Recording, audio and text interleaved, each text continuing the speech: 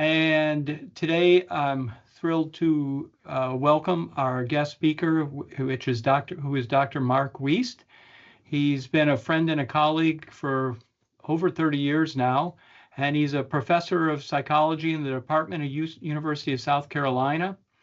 He founded the National Center for School Mental Health that continues to operate in Baltimore, Maryland, and sponsors the annual conference that some of you might be familiar with.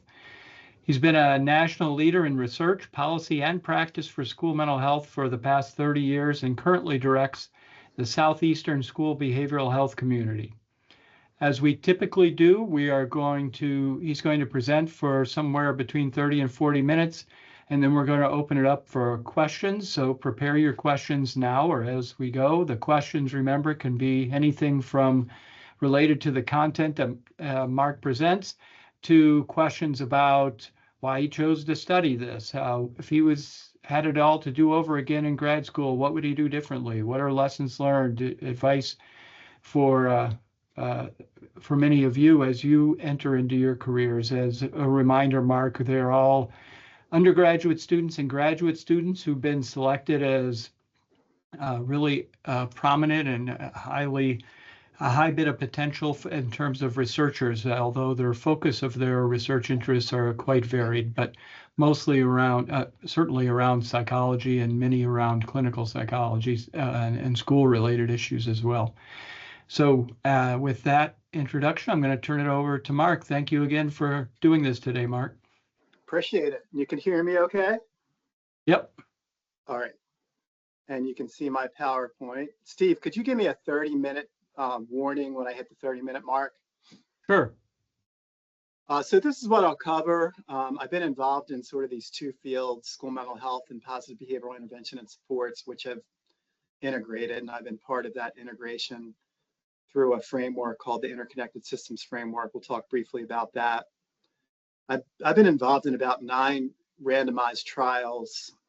So I'll talk about 3 more recent ones and some of the lessons learned, implications, some voices from the field, and then relationships undergird everything. So we've had a long-term focus on communities of practice, and I'll talk about them and provide some examples.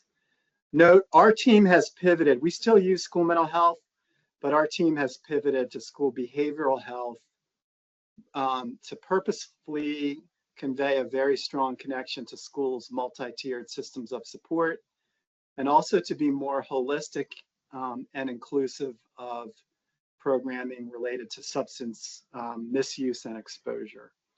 So I'll go back and forth probably between school mental health and school behavioral health. So as mentioned, there's been an effort to connect these two fields. When I was in Baltimore in the early 90s, we were moving toward expanded school mental health, moving the mental health system into schools. I'll talk a little bit about that. And there was also this thing called PBIS happening, including in the school that I worked in, but it was complete parallel play. Like I had no idea who they were, and they probably had no idea who I was. And then in 2007, Lucille Eber from the PBIS Center, I was directing the Center for School Mental Health that I'll tell you about, reached out to me and said, can we talk? And we began talking and published a white paper in 2009 and then a book in 2013 on integrating these two fields. In terms of school mental health, I was so fortunate in 1995 to get a grant to create one of 2 national centers. You can see the centers there. Lesson for you students, there was a team of 3 of us working on this grant application. And in a 4-week span from knowing about it, it was due 4 weeks later. So I literally worked 100-hour weeks for those 4 weeks. So don't work 100-hour weeks usually, but if you really want something important, be prepared to work very hard for short spurts. Interestingly, South Carolina was one of 5 states funded through this initiative in 1995 and has had long-term strength in this area, which brought me to the state in 2010. We were originally called the Center for School Mental Health Assistance, and believe it or not, we did paper newsletters that we mailed out across the country, if you can believe that. And there's a picture of me. If you can see it, Steve thinks I look the same. I do too. No. Yeah, thank you, Eric. I'm joking. This is just a summary slide that was prepared by the University of Washington Smart Center. Eric Bruns, Aaron Lyon, and team do some great work. Just show how compelling mental health in schools is versus sending students to clinics. We know the majority of students don't make it to clinics. If they do, there's after a long wait time, then many will drop out after 1 or 2 meetings. The graph on the right is from a study where Lisa J. Cox and colleagues were going to compare school mental health to clinic-based care, and they had to bail out on the study because the attrition was so bad in the clinics that they just had to bail out on the study. And in many communities, such as Charleston, the great majority of the mental health system, so 99% of the child and adolescent mental health system is offered through schools, and very little now through specialty clinics. PBIS, you know, it's about a systematic strategy, database decision-making, teams, selecting, installing, coaching, evidence-based practices, aligning programming across tiers, focusing on equity, real strong emphasis on database decision-making, progress monitoring. And you see the triangle, there's, you know, tier 1 programming for all students, tier 2 for students showing early signs of problems or contending with conditions of risk, and tier 3 more intensive services. Steve made a very compelling argument at the keynote that he gave at our conference. I'll tell you more about that. That tier 2 and 3 may be together, and it's more fluid across those tiers. So that's something interesting to talk about. And you also notice I don't use the colors because the colors can also be stigmatizing for students. He's a red zone child, for example. I use all green for Eric Youngstrom and the Philadelphia Eagles. So we've moved to the interconnected systems framework, and it builds from this inherent complementarity, which is schools don't typically have enough support for the mental health agenda. And in many schools, the mental health agenda is focused on students in special education. And then in addition, you have role constraints. So you have school counselors who are primarily doing academic advisement. You have school psychologists who are primarily doing evaluation. And you have school social workers who are primarily doing crisis response and administration of special education. So there's been a big gap in schools for other types of mental health services. So the resources of the community mental health coming in are great for schools. But then for community mental health, the advantage is we're more relevant and we're more accessible. So you can, and there's 2 books that we published on this interconnected systems framework, one in 2013 and a more recent one in 2020, providing just very pragmatic guidance on how to move in this direction. And as mentioned, the ISF pulls in the core processes of PBIS. And you know, I'm sure you've heard a lot about the multi-tiered system of support, which has become the overarching framework for organizing this work. PBIS is probably the best articulation of the MTSS. So in ISF schools, we're doing these things, but imagine we're doing them in an integrated way so that it's as if the community mental health clinician is a part of the school. They have a school email, they have a school badge, they're not excluded from any meetings. Importantly, they're on teams, especially the lead team for social, emotional, behavioral mental health, and having an influence on those teams. So they're not just providing tier 3 treatment in an office that nobody knows about in a co-located manner, which is unfortunately very common. Schools will have mental health staff in them, but the staff don't know what's going on. And the teams are really critical, perhaps the #1 quality indicator of the work. We have a recent practice guide on the PBIS.org website led by Joni Splett on teams. So teams should be inclusive. They should have the right people. They should start on time. They should end on time. They should begin with agendas. They should end with action items. Yeah, and then the next meeting, you check in on how you did. And again, the community clinicians are on those teams and they're involved in tier 1 and tier 2 decision-making, not just tier 3 treatment.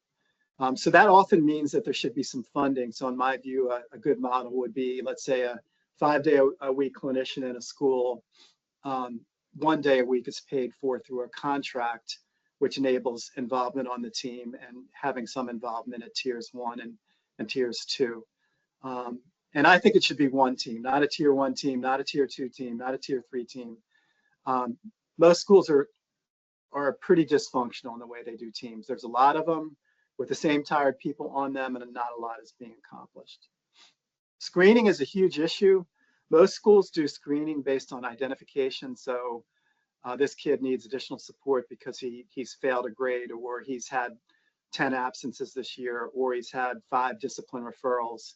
But when you only do screening based on observation, you're going to miss a lot of students. This is from the study that we did with Joni Splett, where we compared not having a screener, and then you add in the screener and you see what happens. So we went from about 10% of students identified when we didn't use a systematic screener to almost 30% identified when we added the screener. And about half of those kids that were newly identified had serious concerns, many of them internalizing issues, depression, anxiety, trauma related, which we know are not often going to be identified without screening. So as the ISF was developing, we're very fortunate to get a randomized trial from the National Institute of Justice, ran 16 to 20, 3 partners, Florida, USC, MUSC, 24 schools in 2 locations. So Charleston, 12 schools, and 12 schools near Gainesville, Florida. All of them were supposed to be implementing PBIS at some level. And then they were randomized into just PBIS plus school mental health, meaning drop the clinicians in the buildings and just see what happens, or the interconnected systems framework model. The intervention was in place for 2 years, and we saw these findings. School administrators in ISF schools were more involved in the teams. There were more of them and more clinical staff in the team meetings. There were more discussion of school-wide issues and actually improvement in tier 1 programming. We had more students proactively referred for tier 2 and 3 interventions and then actually receiving them. And we saw an equity advantage of increasing interventions over time for students of color. We also saw overall reduced in-school suspensions, reduced office discipline referrals, reduced out-of-school suspensions, and office discipline referrals for youth of color. So again, there was an equity advantage there. And there were some climate enhancements too, with teachers and students reporting higher student engagement and teachers feeling more comfortable with the discipline practices. I haven't included the reference for this, but it was published in the Journal of School Psychology in 2022. We have another paper on the climate findings that are about to be published. And by the way, we have that, if any of your students are interested, we have an academic record database that has over 32,000 students that we haven't done much with it yet at all. So, so this was supposed to be a systematic replication building on weaknesses in the prior trial. This was funded by IES with Brandon Schultz as the PI.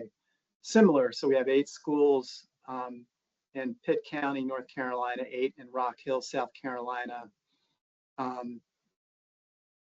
either doing just drop the clinicians in the building or the ISF. We've finished 2 years. Pitt County is over. We're continuing in Rock Hill. We've got some method challenges. And I don't know about others, Steve, Julie, Eric. The context of research in schools now seems more challenging than ever. We're in this peri-pandemic mode and people are still, I don't know, semi-burned out. We have significant workforce issues, lots of problems. And I'm experiencing more resistance to research right now than I've ever experienced in my career. So we have that as an overlay to all of it that's happening. And in North Carolina, Eric would know about this, they passed the Parental Rights Act, which basically prevents the use of opt-out in research. We could talk a lot about that, but without opt-out, a lot of these studies wouldn't be possible. We know we have the selection bias that students that consent for research are different than those that don't, so that's an issue. And then you also have all the infrastructure that's needed to actually get parental and consent and student assent. So consequently, we were able to keep some of the measures in at the East Carolina site, but we lost some measures. So we have a lack of comparability and measurement across the two sites. We also have had district leaders being very resistive, even oppositional in both sites at a level, again, that I have not experienced. We've been fortunate that in the Rock Hill, South Carolina site, we added a cohort. So there's, it was students assessed at the end of 3rd grade and then experienced intervention in 4th and 5th. We added a cohort to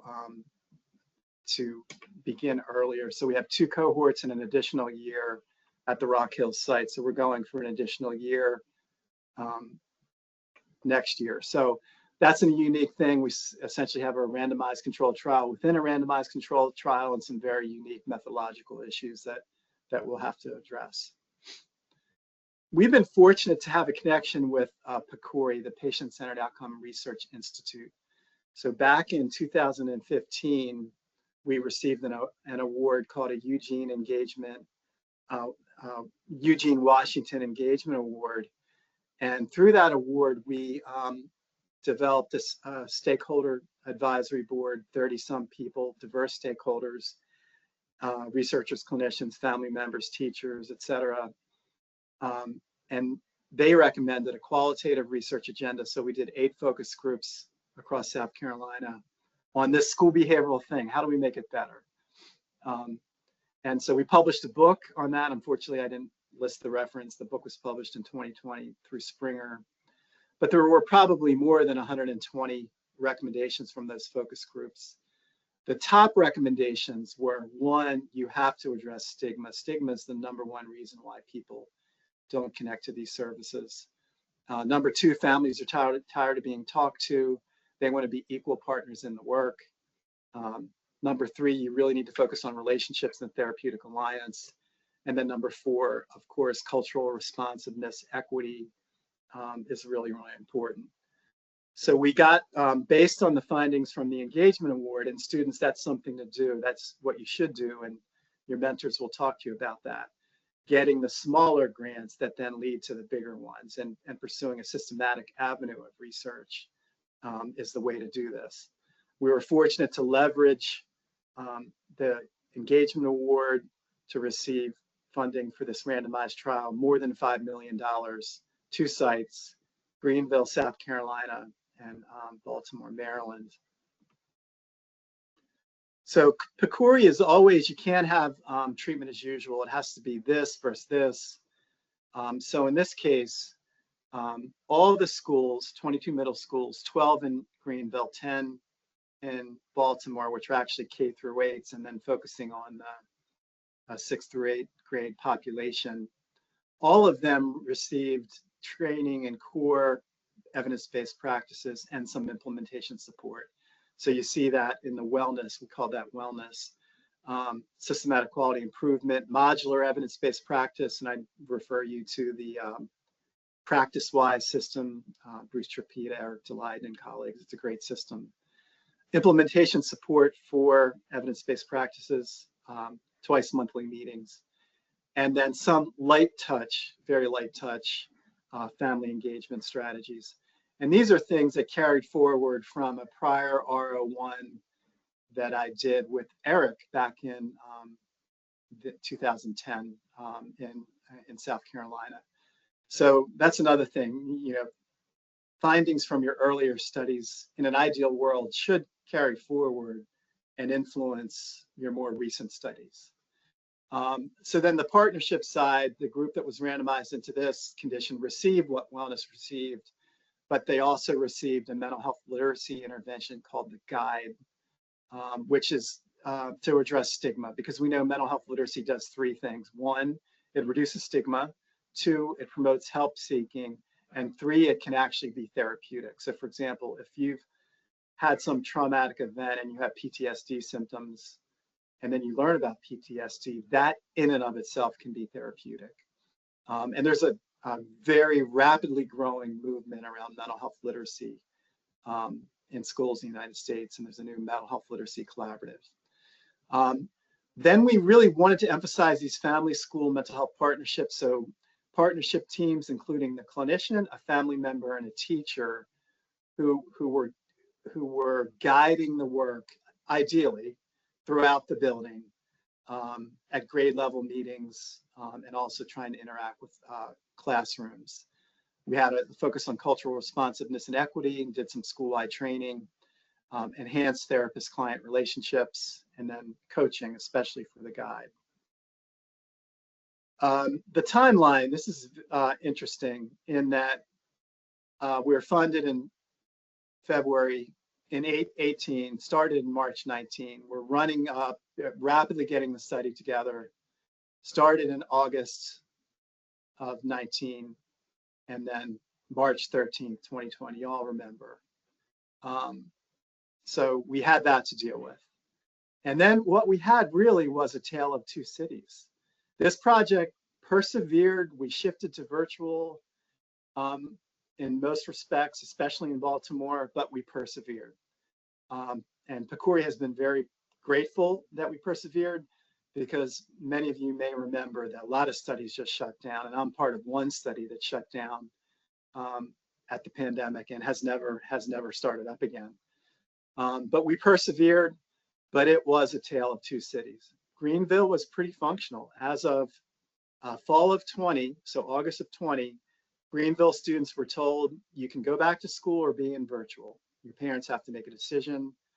You can't change your mind. It's about 75% of the families chose to go back to school. They wore masks that year in 2021. 25% chose virtual. Baltimore was pretty much, there was nothing happening in the fall semester of 20. Allegedly some virtual, but not really. And then some virtual education in the spring of 2021.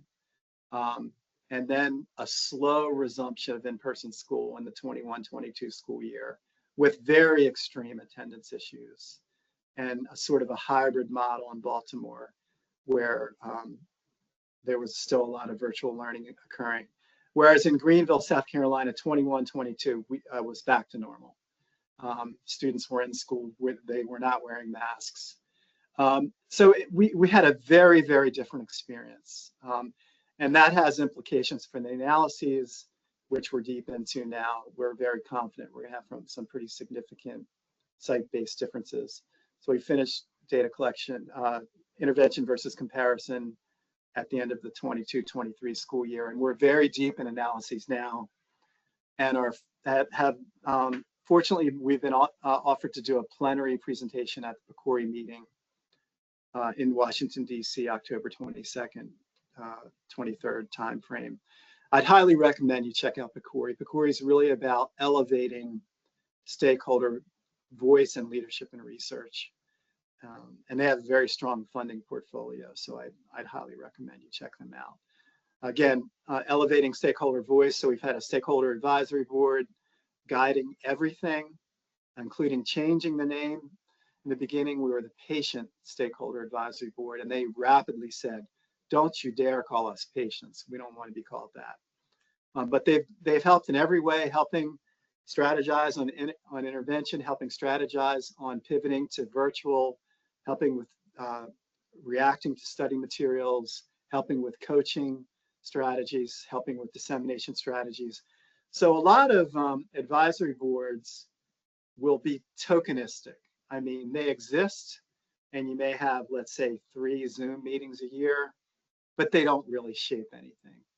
And that's probably the norm, is you have an advisory board that's tokenistic.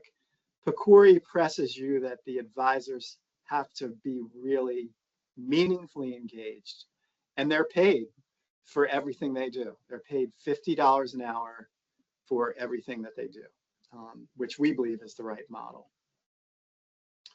And again, this is the mental health literacy curriculum. It was developed in Canada for high school students, so we adapted it for middle school students. You can see some of the benefits. I've cut some of this out, but we have an adapted version and a website that will go on our schoolbehavioralhealth.org website this summer, of our adapted version for America and for middle school. And right now we're also working on a special issue of the American Journal of Health Education on mental health literacy. As I mentioned, that's just really taking off, and I'd highly recommend it. You could also check out the Mental Health Literacy Collaborative if you Google them. And then this is some of the emphases on cultural responsiveness and equity. And there were some incidents that happened during the course of the study where our discussions here were very relevant and very important, you know, such as the George Floyd tragedy. Mark, when you're talking about Baltimore, is it inner city or is it the Yes, burbs or both? inner city Baltimore. And we know the other thing was that more disadvantaged communities were more disproportionately impacted by the pandemic, right? So there was more illness, more death, more trauma. And the sad thing about it was where students got the support was through schools, and they were no longer able to get the support. So we know that the pandemic-related impacts will reverberate for years and years and years to come, but particularly in those more disadvantaged communities like Baltimore that were disproportionately impacted. So shifting to Therapeutic Alliance, this is a great system, PCOMS. It's fairly simple. And you can do the simple version with paper, or you can use the fancy version. But it's basically, in the beginning, you have like the five ratings for the student on how they did the past week or the past segment, if it's been 2 weeks since you saw them. And then at the end of the session, how did I do as a clinician or therapist? And opening up dialogue between the student, family, and clinician on the process. And we find that it really makes a big difference.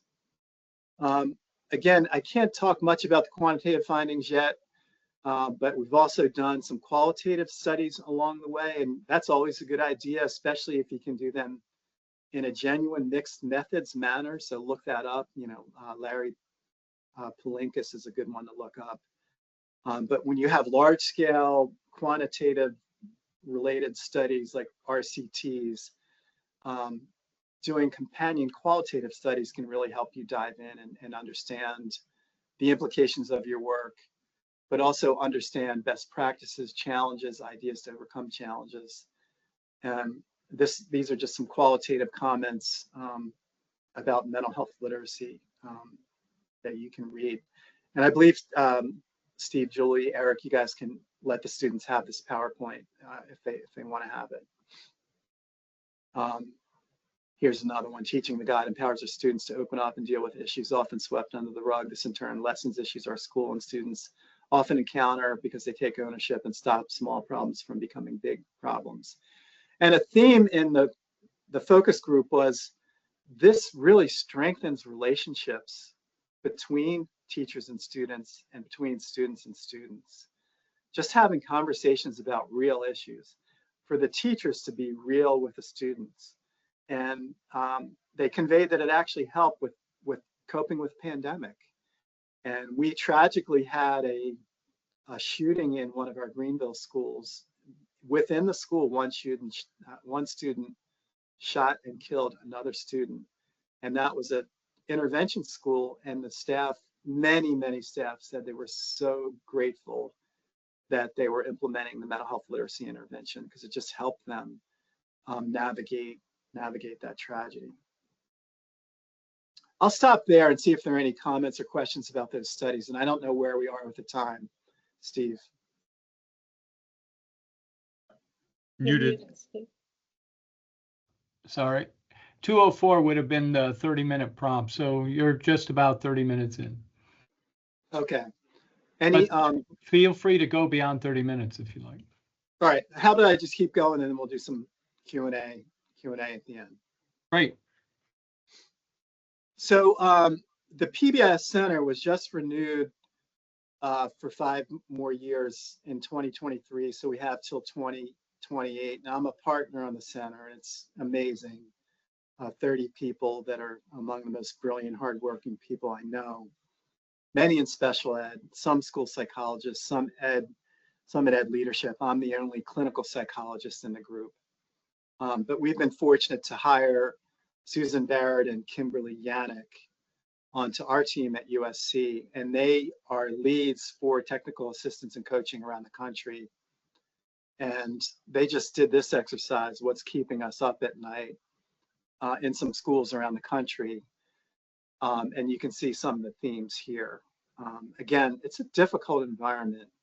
Social media, I was just at an international conference. I was disappointed because it was discussed, but the conclusion was social media can be good and it can be bad. Well, that's not helpful. Anyway, social media is really on people's minds. Tremendous workforce issues. School leaders are stressed out and staff are perceiving that they're not available to them. Teachers are stressed out and some of them are becoming off the rails. We're seeing really explosive incidents of explosive behavior by students, and you see some hyper-punitive responses to that. I'm not going to read all of these, but initiative-itis, where it's always a new thing and people are just sort of jaded. Talking about the real-world environment of schools and doing research in it, I think is important for us now because there are so many challenges. And this is something else Susan and Kimberly have been talking about, this interconnected ecosystem that, you know, in a community, you have all of this going on and there are reverberating impacts from one to the other. Like if you're having a situation where there's lots of crime, that's going to spill over into the schools and affect how the schools are, or if there are long waits for mental health or there's food deserts. It's all interconnected, but unfortunately, we don't look at the bigger picture. And sometimes the things we're experiencing in school buildings are reflective of this larger ecosystem. Fortunately, the system of care concept is coming back strong. So back in the 90s and 2000s, there were a lot of really great system of care publications, system of care funding, conferences coming out of the University of South Florida. SAMHSA is re-energizing system of care. And I believe next July, a year from now, there'll be another system of care conference, I believe in Tampa. In 2000, I had lunch with Joanne Cashman and this leader from the National Association of State Directors of Special Ed, and this just really changed my career. And she emphasized how important communities of practice are, that everything is relational, that the work rests on top of relationships. Projects come and go, but if you're investing in a relationship, that creates fertile ground for the next thing. And so how do you convene the right way to move a group from discussion to dialogue to collaboration to policy change to resource enhancement to scaling? And there's an excellent resource that she wrote in 2014 called Leading by Convening. This is one of our communities, our School Behavioral Health Academy. It's an online learning academy. You can see it, the web link there. We've got 5 core courses on school behavioral health, an overview course called All Hands on Deck, 90 minutes to 3 hours, and then an 8-hour course on core MTSS practices, an 8-hour course on Tier 1, an 8-hour course on Tier 2, and one on Tier 3.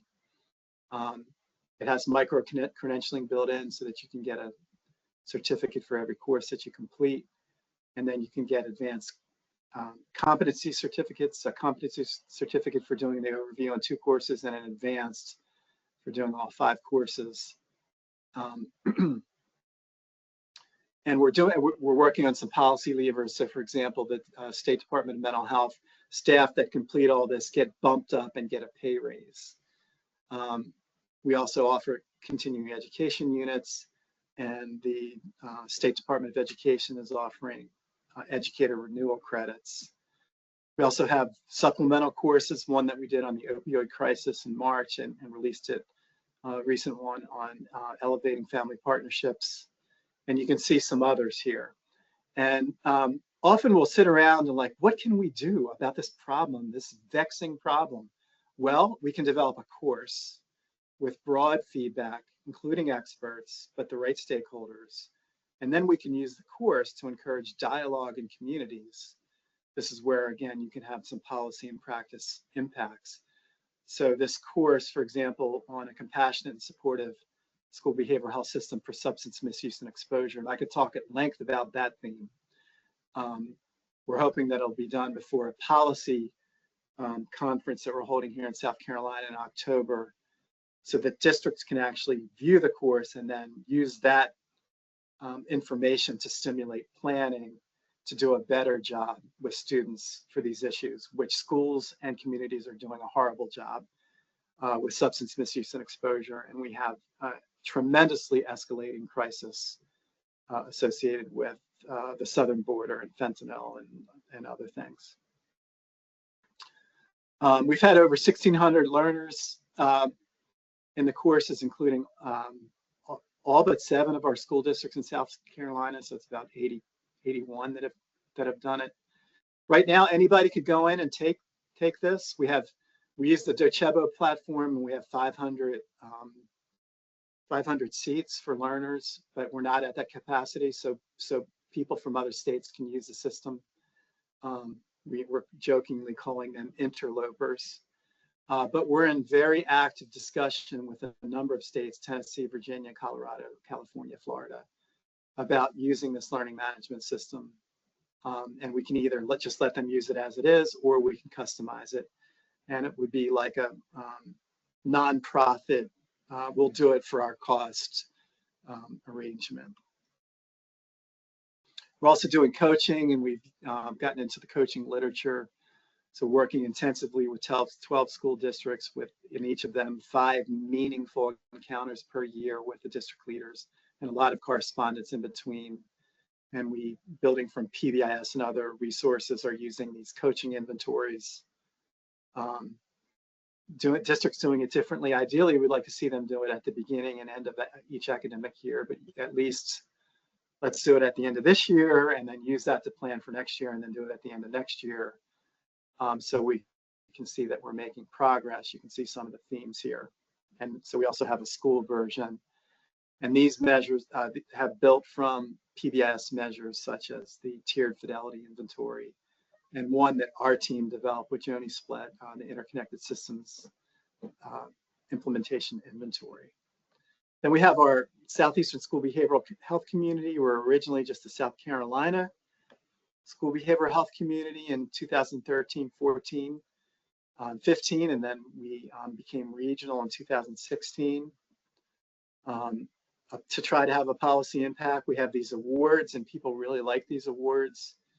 And also the award winners represent excellence that we can then publicize excellent examples. So you can see the different categories of our awards.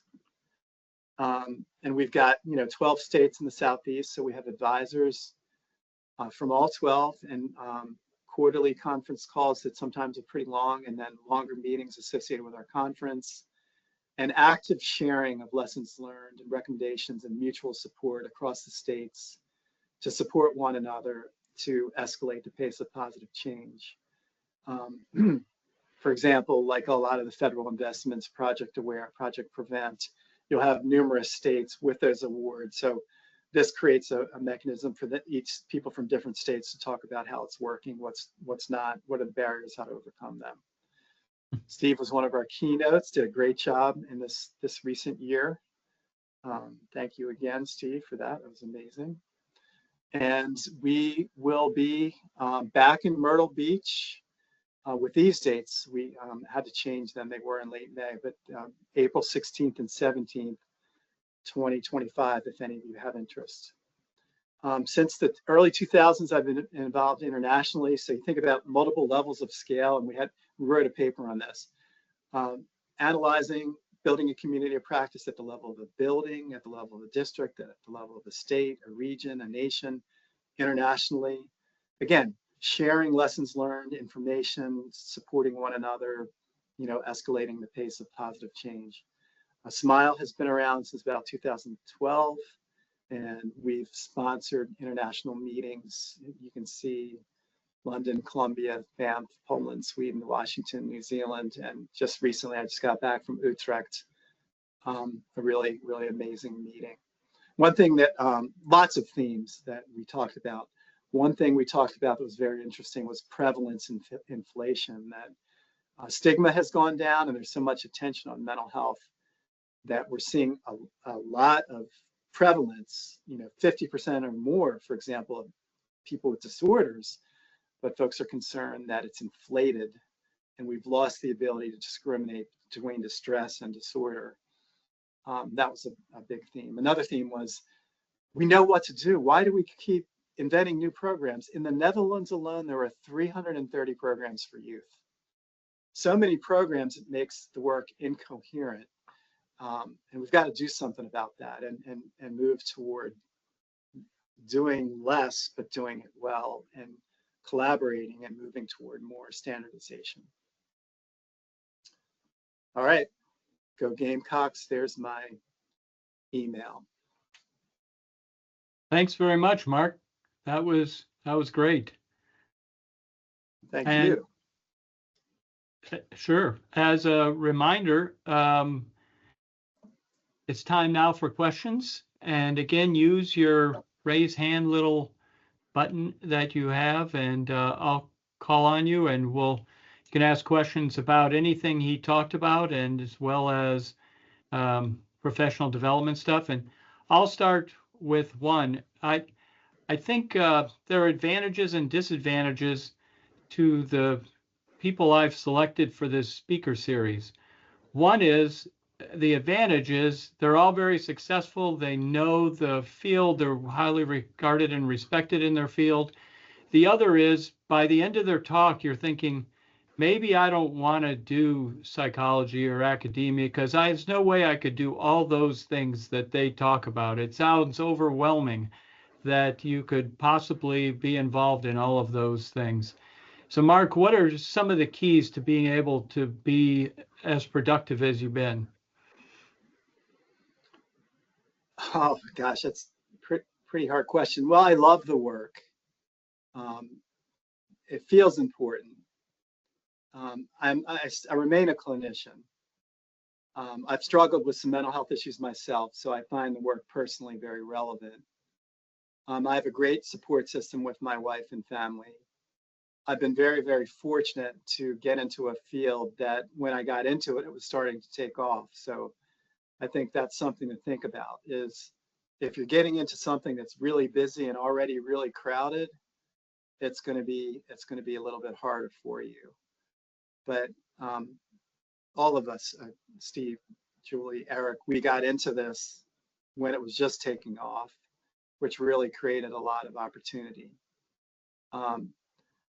I believe in a team, and so empowering a team, and we've got a great team, about 28 people, all the levels, undergrads, grad students, postdoctoral fellows, staff, junior faculty, full professors. It's really cool to have a team and to be very collegial on a team and to spread the opportunities around. And I use, I'm into sports. I love sports. Sports are a great coping strategy for me. But, I use the metaphor that, people need to run with the ball, Go. Thank you, Eric. People need to be running with the ball. And so then when you have the right team and there's a collegiality, then there's often mutual support, but also some policing among the peers. I've used the metaphor of a physics type scenario where we're all in the space, and if there's one person not contributing, then in that space that requires the rest of us to work harder. If we all could be kind of aware of the broader environment and how my work implicates the work and work-life balance of others, that's important. I also I like the interpersonal aspect of it. So I really like mentoring students and mentoring junior faculty and having fun. Our team loves to, have lunch together or go out on happy hours or do retreats. Yeah, and then I model really effective people like the three of you, Julie, Eric, and Steve, just watching you to see how you do it.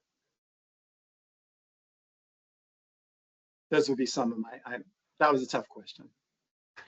Well, sorry to have started so tough, but we'll move to Alicia. Maybe she'll have a better question, but thank you for that great answer. Teamwork certainly is a key, isn't it? I think so. Alicia? Yeah, I know you talked about like a few different ways that you've like addressed like mistrust or just like an understandable like hesitation to like start including behavioral health services. And I was wondering when you were like first starting out these programs, especially when you're expanding to different states, how did you address that like mistrust and like hesitation? Yeah, I think, you know, always thinking about like the elevator speech, like if you were going to meet a superintendent and you had 1 minute to argue your case.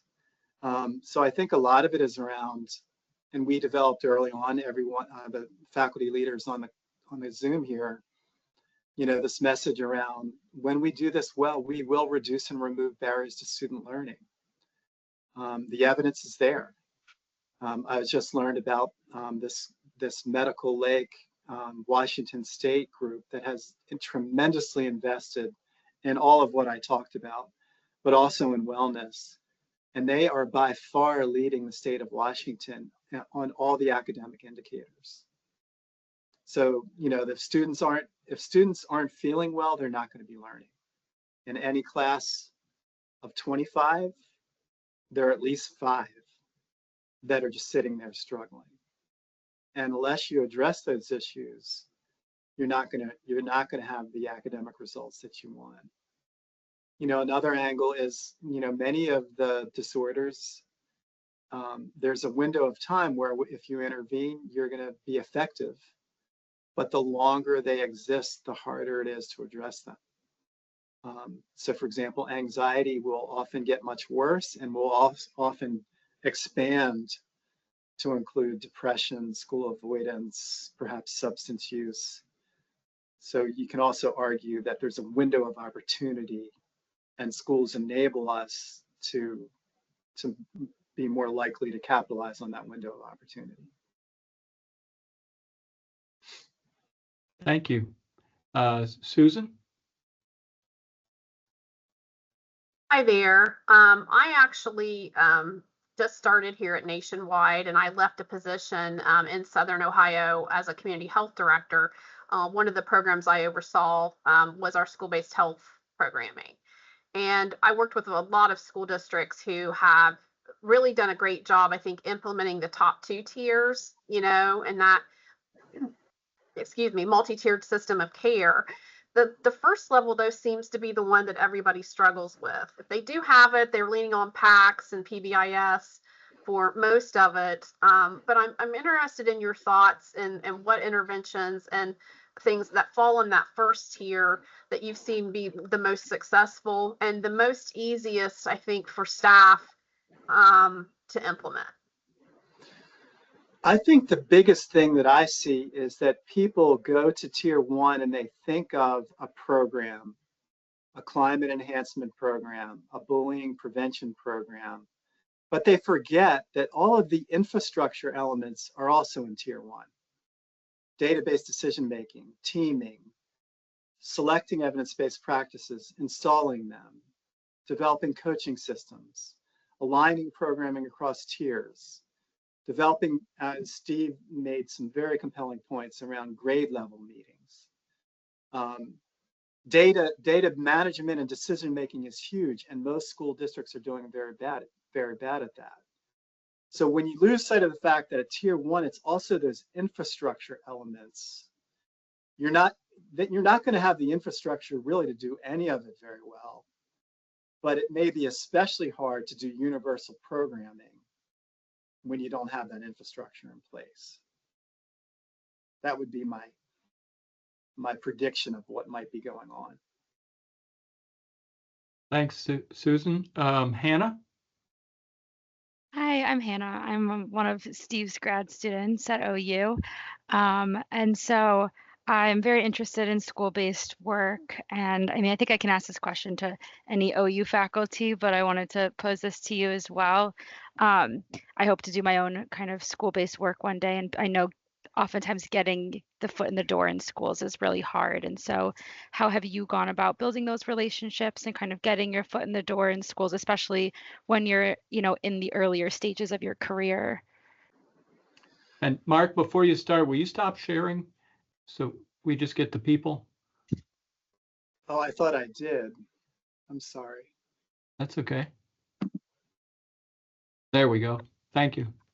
Sorry about that. Well, this is a paradox for some people, right? Because as you start, let's say you're starting a tenure track job, the pressure is on you to teach okay, but primarily to publish and get grants. And so faculty fall into a trap of, well, I got to do that. And they're not investing in relationships. And you can pretty rapidly go off on a course where you're going to be successful, but you're not going to have the connections.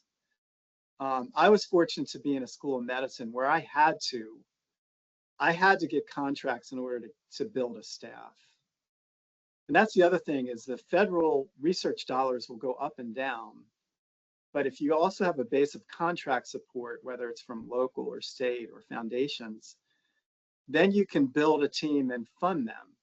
But all of it requires your willingness to go to meetings, join advisory boards, show up, be present, build relationships, go out to dinner with people, take people to lunch. That all takes time. But that is the key, is really investing in those relationships, and it will pay off. So if you spend more time in the early part of your career investing in relationships, you may have less publications in the beginning, but it will pay off. You'll gain momentum over time. Some people are better at this than others. In South Carolina, for example, is a very relational place, and I'm from Philadelphia. One thing I don't do that I don't like to do is the after meeting. You go to one of these meetings, I'm out the door when it's over, but people will mill around for about an hour. And I've been told, Mark, you're missing so much because you skip those after meetings.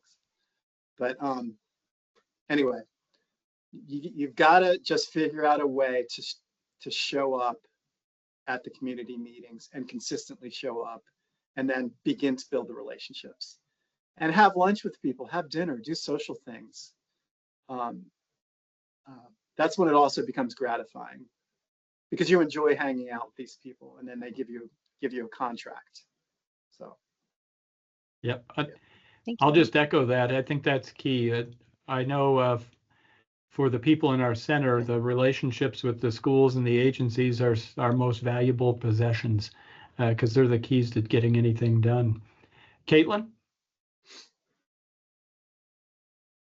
Hey, I'm Caitlin. I'm at the OU-REU program. I really enjoyed your talk. I'm from Greenville, South Carolina, so that was really cool to hear about. And I just was curious if you started your career in grad school in school mental health, or if that was something you transitioned into later, and how that worked for you. Oh, great question. So I was a bad student. I got into one college.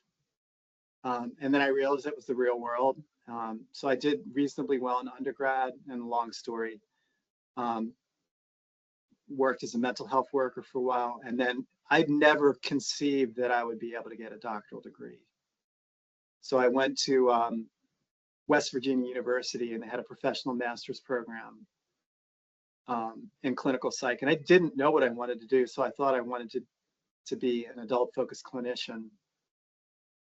When I got to West Virginia, I quickly gravitated toward child, adolescent, family work. I realized that's what I like to do. And then had some great mentors, and began to get more involved in research, and had very strong training in applied behavior analysis, which I'd recommend for everyone. Applied behavior analysis is the foundation for a lot of things. And it's a structure for thinking that you don't have without that training. So that was an advantage for me. Then went off and was a program director in residential treatment in New Orleans, and watched PhDs and realized, well, I could actually be one of them. So then went back to school at Virginia Tech, and originally wanted to be in pediatric psychology, did my internship at Duke, but got the job working in school mental health. So it's part of just being really committed to whatever the pathway is, but you're not necessarily going to know the path. Like, get on the path, and the path will reveal itself. Follow the energy, follow the people. Yeah.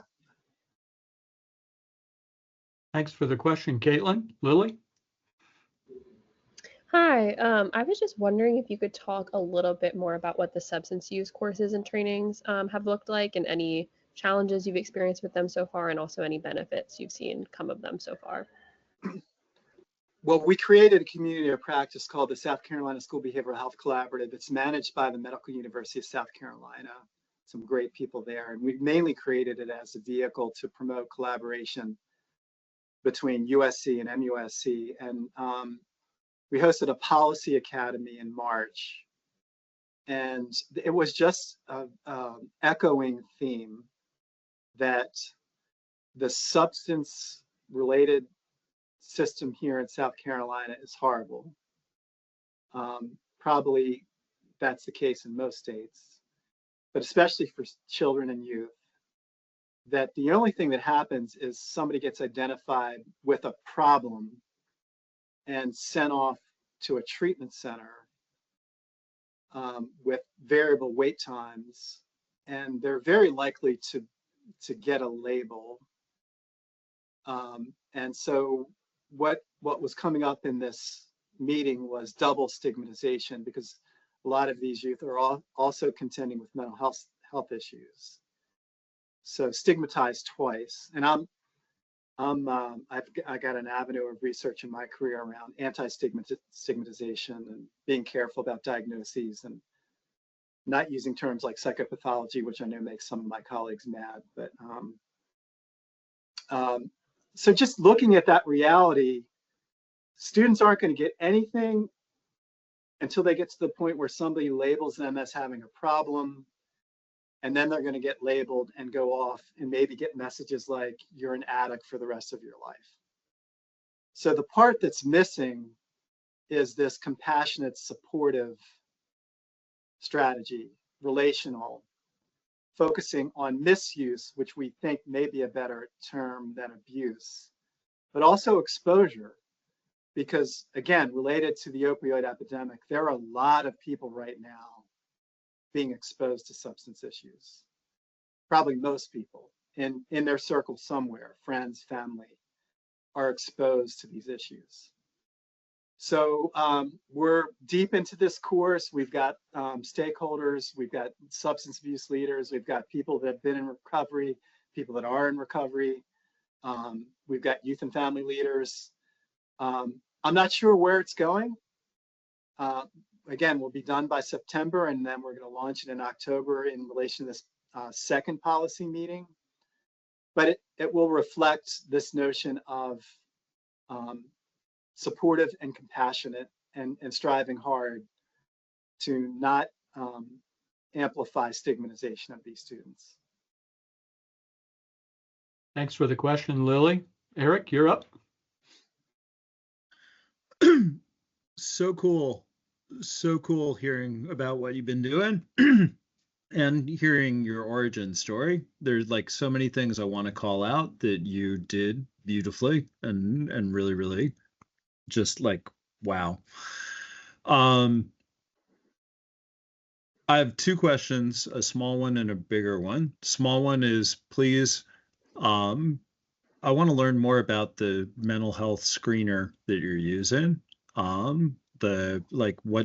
What tools did you pick? What just like flick whatever is convenient so that I can read up on it.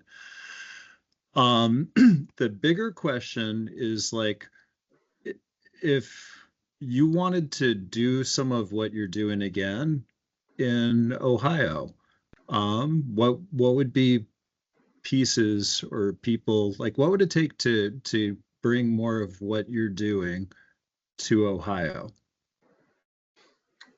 Sure. So for the first question, some of the early studies, Eric, we used the behavioral assessment system for children, the Pearson, and that's a whole set of discussions around proprietary measurement in schools and how expensive measures are, as well as interventions. And with the pandemic and the ESSER funding, schools bought a lot of stuff that they're not implementing at all. We've moved away from the BASC. In a number of our studies, we use the BIMAS, Behavioral Intervention Monitoring Assessment System.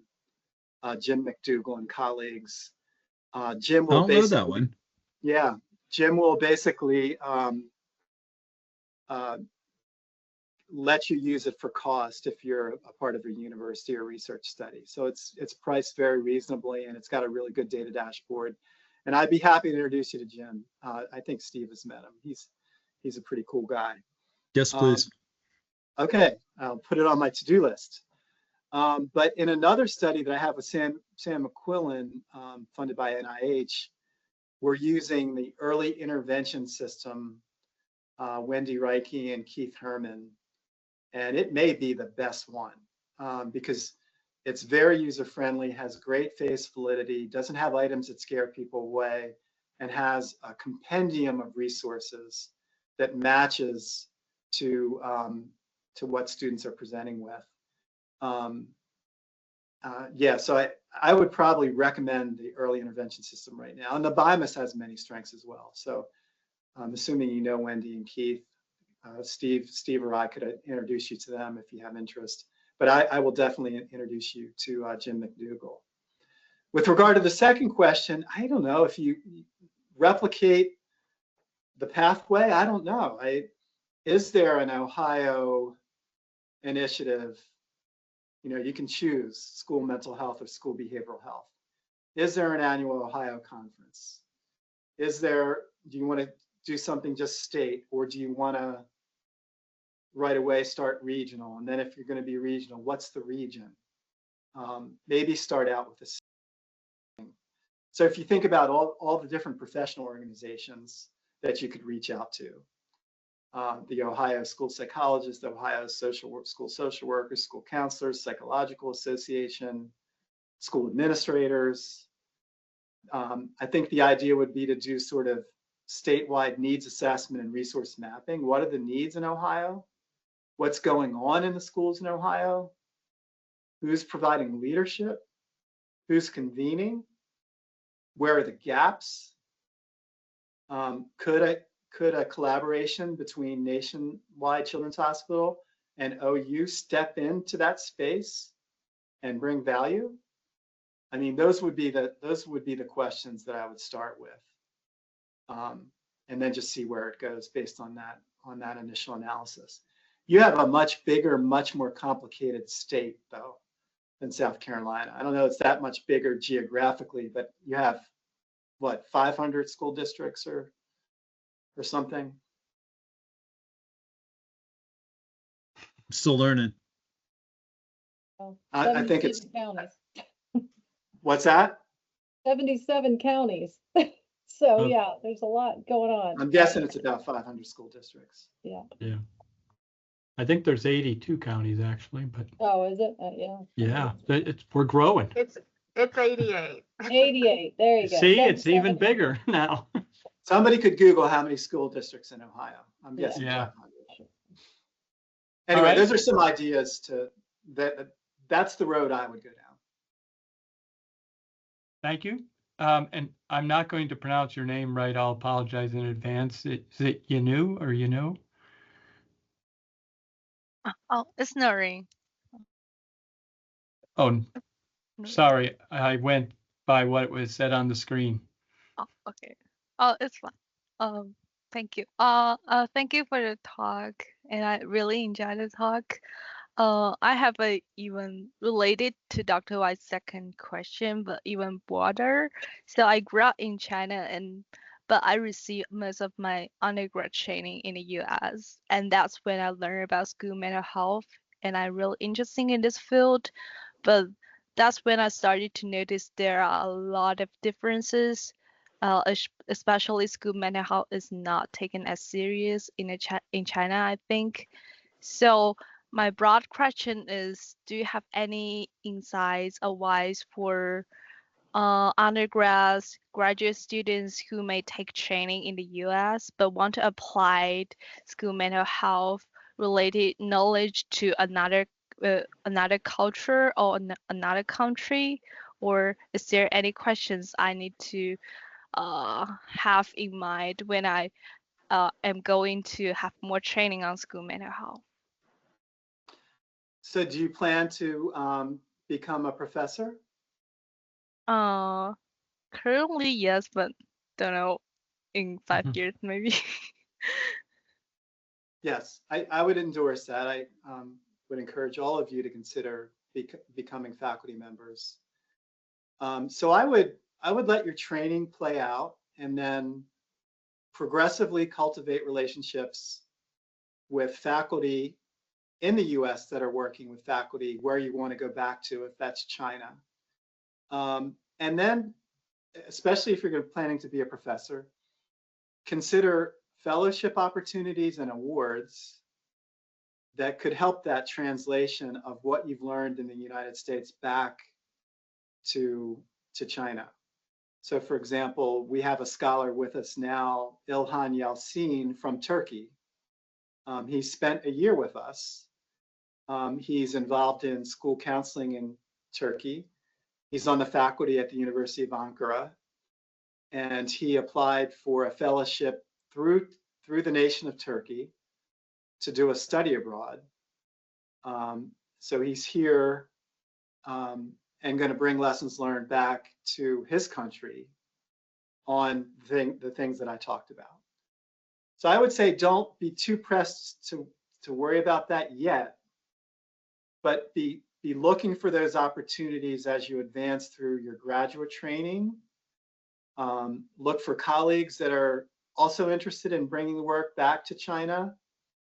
And work through your faculty mentors who could help you. So for example, I know 6 faculty at USC where I am that work very closely with faculty in China. So if you were further along in your training, I could help you make connections with them who could help you make connections. And often it really is about those connections being just so important. But great question. But take your time on it. The insights will come. Thank you. Thanks for the question, Noreen. We have any other questions today? We just have a couple minutes left. If not, I want to thank you again, Mark, for spending the time with us, sharing your work, as well as fielding all of these questions. And thanks to the RISE and REU students for your attention and engagement in the talk. Next week, Dr. Maggie Sibley will be doing the presentation, so we'll see everybody back here again next Wednesday at 1:30 again. So thanks, everybody, and thanks again, Mark. Thank you, guys. Thanks. Have a good rest of your week. Happy summer.